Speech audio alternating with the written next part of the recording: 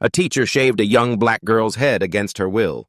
But she didn't know that girl's mother was a decorated military officer, and she was coming home. Like powerful stories like this, click like, leave a comment, and don't forget to subscribe for more. Let's begin. Arielle Daniels loved art class. Her braids framed her quiet face and hid the patches alopecia left behind. Her mother deployed overseas made sure the school knew. But one teacher decided none of that mattered. Miss Rourke called her out in front of the class, said her braids were a distraction.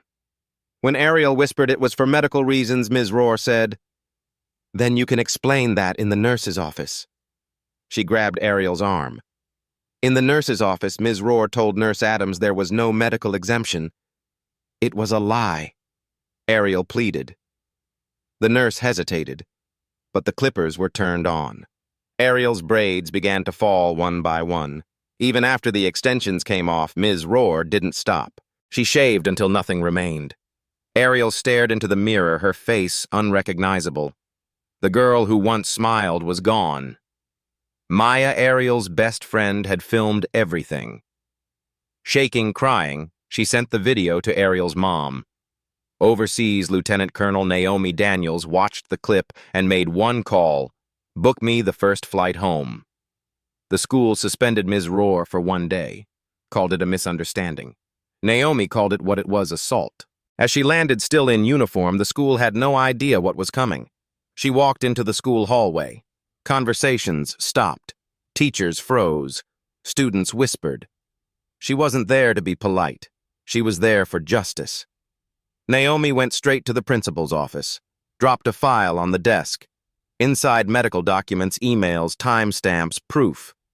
"You ignored every warning. You failed my daughter. Now I act." She found Ms. Rourke in the lounge. "You remember Fort Benning?" Naomi asked coldly. "You failed basic. I was your commanding officer, and now you hurt my daughter." The fear in Ms. Rohr's eyes said it all. Naomi wasn't done. She contacted lawyers, the local news, civil rights groups. The video went viral. People from all over demanded accountability. The school stayed quiet. The district offered a weak apology. Naomi offered a lawsuit, a big one, millions in damages naming everyone involved. And Arielle. She started drawing again. In her sketchbook, she didn't draw pain. She drew power. Hers. A bald girl standing tall. A teacher shrinking behind her. Arielle didn't speak much, but her drawings said everything. More students came forward. Others who had been shamed for their hair, their bodies, their culture. The school had a pattern. Naomi had the receipts. Ms. Rourke tried to go on the news, tried to spin the story, claimed she was enforcing policy. But Naomi had security footage now, and lawyers who didn't play games. At trial, Arielle testified. She said 7 words I begged her to stop. She didn't. The jury didn't need more. Their verdict, guilty. The judgment, $10 million in damages.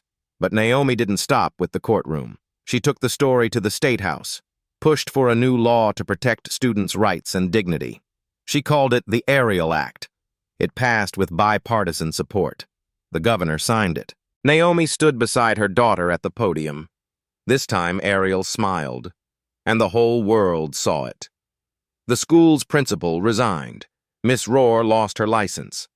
Naomi went back to work, but on a new mission building a foundation for kids like Arielle. And Arielle. She painted. Every week. Her exhibit stripped opened at a local gallery. Every canvas told a story of reclaiming identity, of survival, of being seen. The gallery sold out.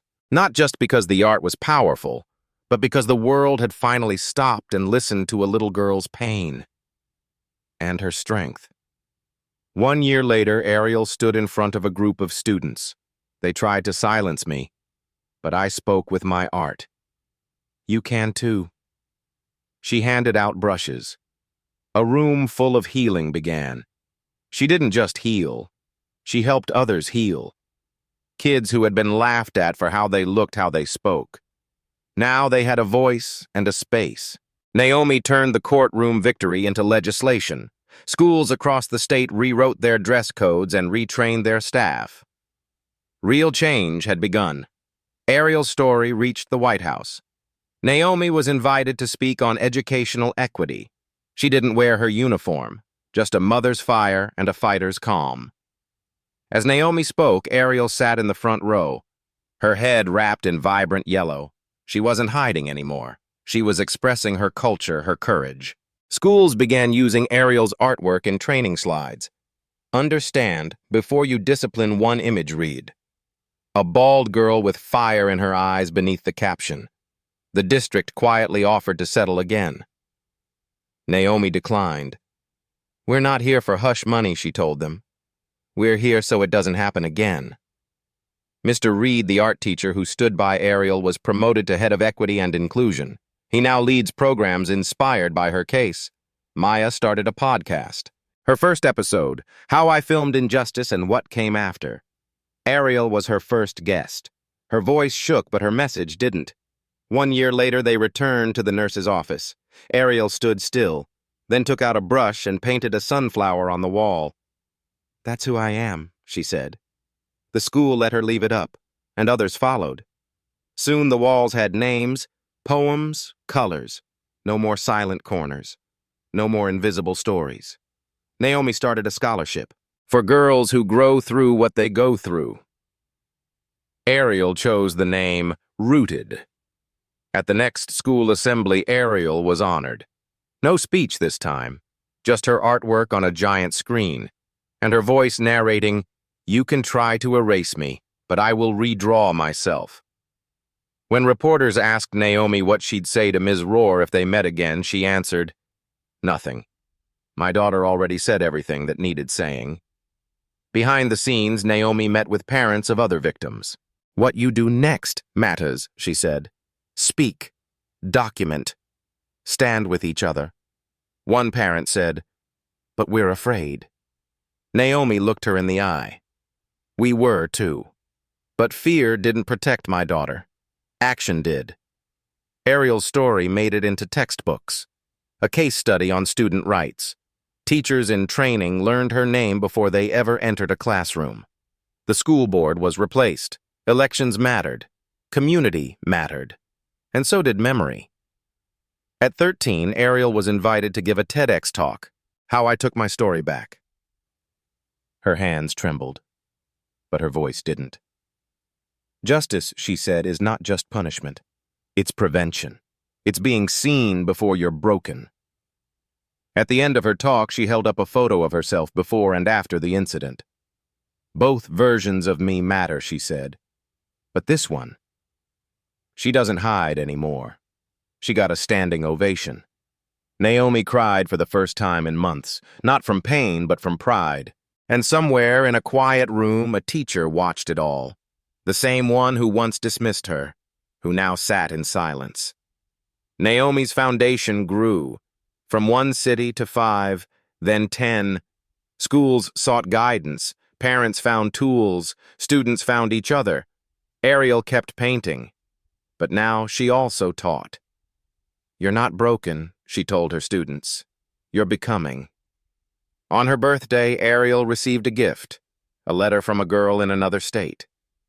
"Because of you, I didn't let them cut my hair. Thank you." She cried, then picked up her brush.